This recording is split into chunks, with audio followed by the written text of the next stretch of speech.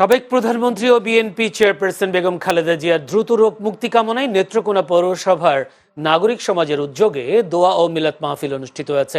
বুধবার দুপুরে শহরের চকপাড়া জামে মসজিদ মাঠে দোয়া মাহফিলের আয়োজন করা হয়।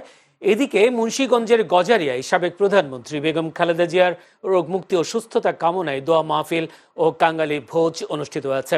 বুধবার দুপুরে রসুলপুরে উপজেলা বিএনপির অস্থায়ী কার্যালয়ে দোয়া মাহফিল অনুষ্ঠিত হয়।